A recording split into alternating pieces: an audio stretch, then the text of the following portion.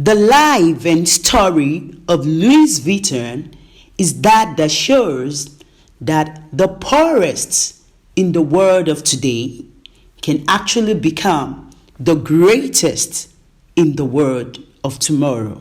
You're highly welcome to the continuation of our series on fashion billionaires, exactly how they were made, how they started. And in case you've not watched the previous episodes, kindly find the link in the description box below. Thank you for stopping by. I remain Joke Toluwanisetro, a serial entrepreneur majoring in fashion, and I'm based in Lagos, Nigeria, West Africa. Today, we want to be considering Louis Vuitton. Louis Vuitton was actually born to a poor farmer in the year 1821. He suffered so much, had to work on his father's farm, packing firewood, planting, and taking care of the animals. But all these skills that he learned were the basics that made him the great billionaire, fashion icon you're hearing of today. What can you learn from this? However humble and bad and terrible your beginning might be, the future ahead is very great if you can just take and make good use of all you're learning today. They will be the bedrock of your greatness tomorrow. Yes. Louis Vuitton, that was born in Anclay, France, suffered a lot, and things became worse for him when he lost his mom at the age of 10 in 1931. And the suffering became more terrible with the new wife that he had to run out of the home at the age of 13. And he headed to Paris, France, without knowing anybody and having anything at hand. But luckily for Louis, he got employed by artisan and craftsmen, and he was taught on how to work with fabric, stones, metals. Yet he was just making little money that could just make him afford to eat. He could not afford to pay for an apartment, so he was homeless, sleeping on the streets. The way up. So when he arrived in France, the travel industry just started booming then. The train was opened and different people started traveling, and they needed boxes. So the craftsmen were making customized boxes for the aristocrats, the highly privileged ruling class then, because they needed to carry some luggage, instruments, and all the likes. Louis was lucky also to get employed by a craftsman named Monsieur Marcel, and he was doing so well. He was really excelling at the crafts, and luckily for him, because he was focused on the crafts and doing it with all his passion, because he was doing well at his job, he was able to secure a shop in 1854 from the proceeds that he got from being employed by the Emperor of France at that time as her personal box maker. What can you learn from this? Whatever your hand finds to do, do it with all your might. This small boy was working on his father's farm, stocking firewoods, doing every other thing. This skill helped him when he started working. He was so diligent, and great at it. The emperor had to employ him. So whatever you're good at will always take you before the kings. And if you can serve the kings, especially in this fashion industry, you're going to make it big. You're going to make it really well. So he knew his onion, and that was why he could get there. So after opening his first shop, he made a new discovery, a new innovation that transformed the entire industry. He blazed the trade. He was a trend maker. And what was it then? He solved the problem. During this era, people were carrying leather boxes, and these boxes were always very heavy. They were not easy to load. And with his experience of knowing how to stock firewood in his father's farm and every other training he has gone through, he was able to introduce canvas that was more lighter and durable, and started making the boxes with canvas, which made the boxes to be very flat and very easy to load and stock. And they were looking very nice, neat, and just up to date. So this opened up the market for him. He created a slack trunk, and this became the trending thing.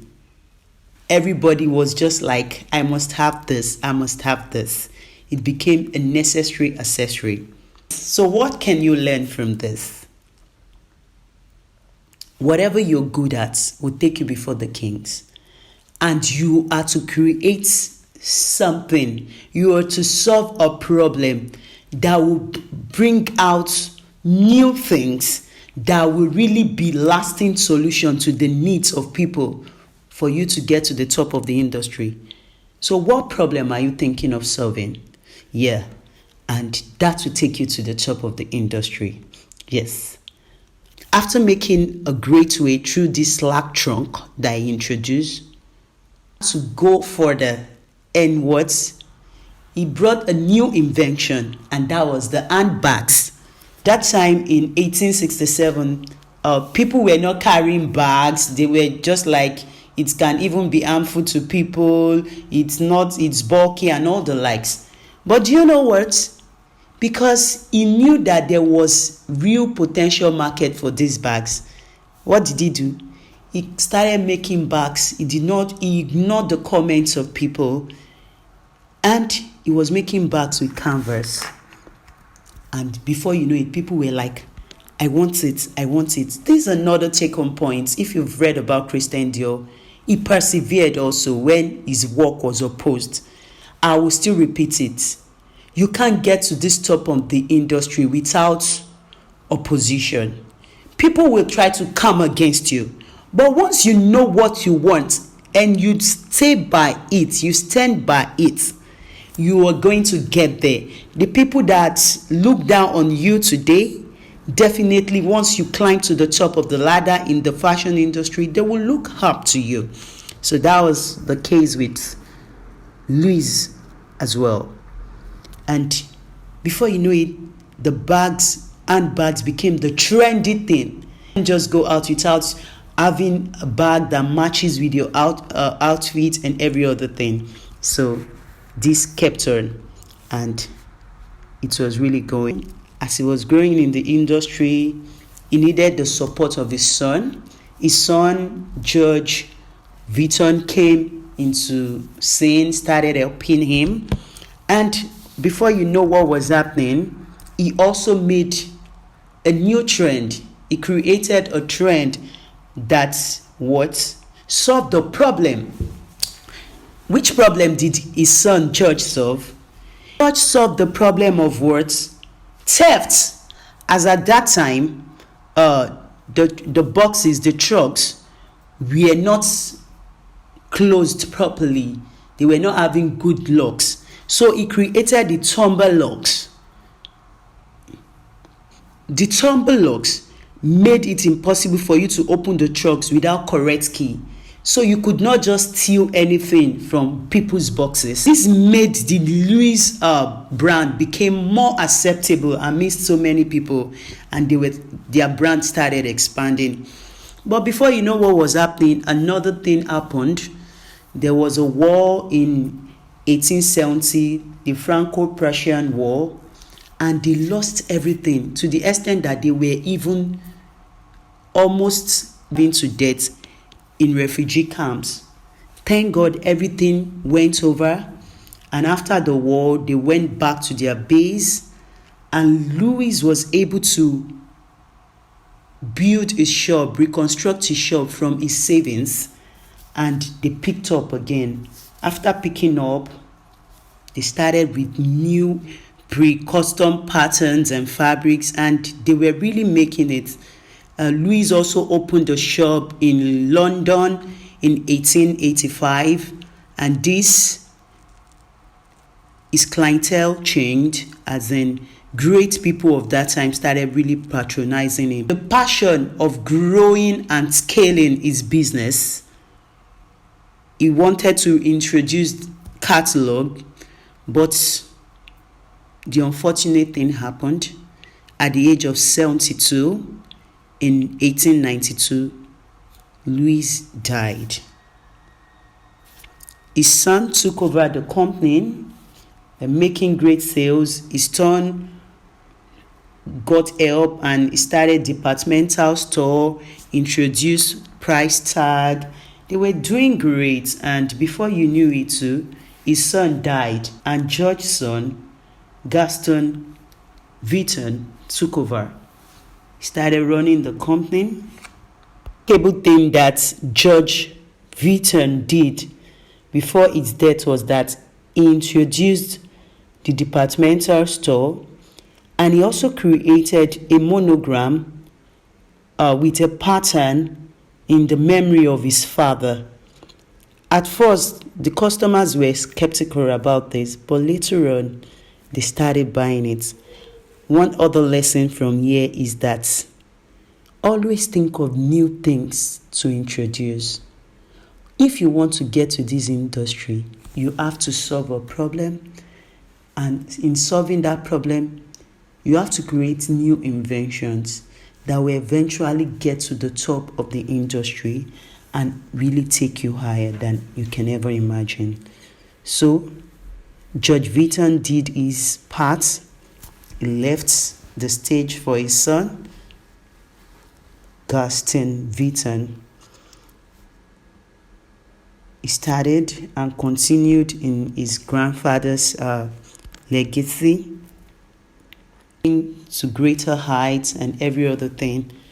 But by the time he was through with his own life, he handed over to 3 children of his that never knew how to take the brand to the next level.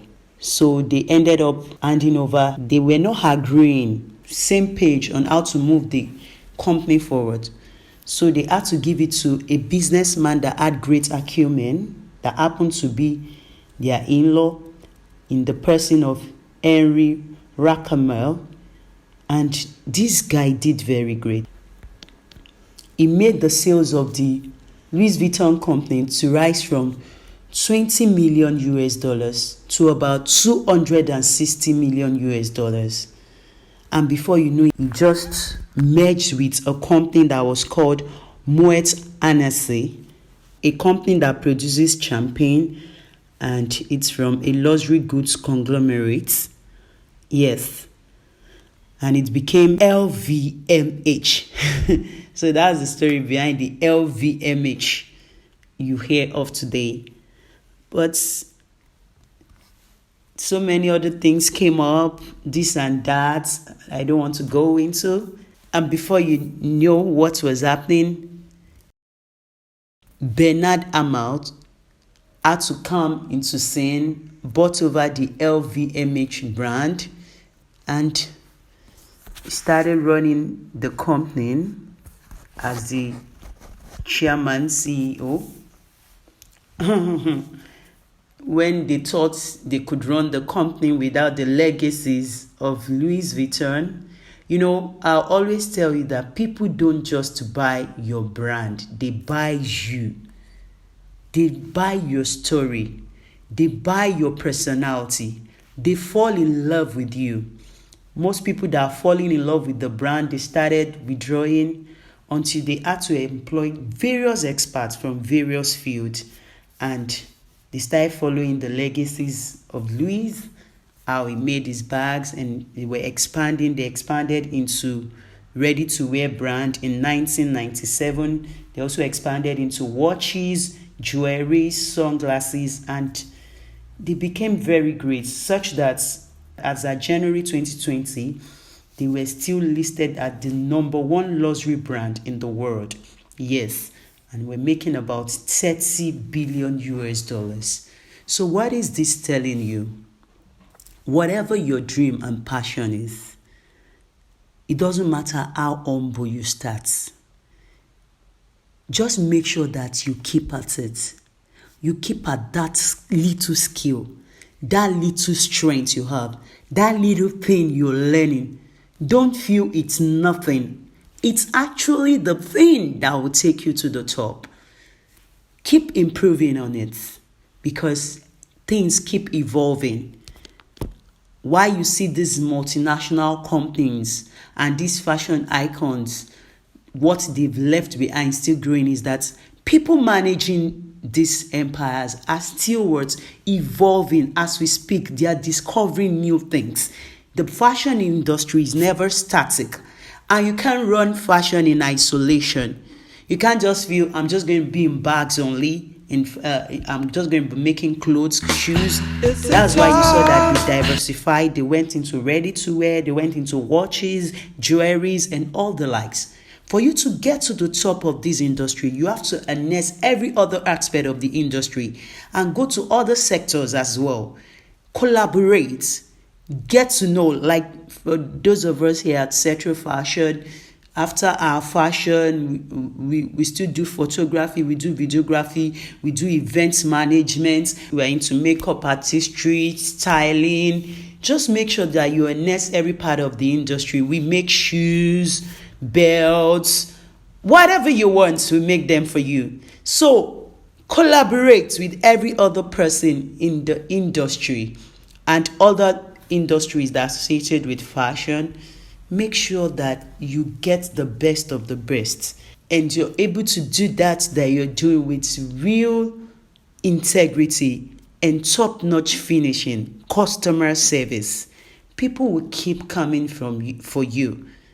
And once people keep coming back for you, for your brand, you'll definitely be in business and you will grow. And you'll be able to serve the rich. You'll be able to serve the great in the society. And I want to believe with this story of Louis Vuitton, you've been able to learn one or two things.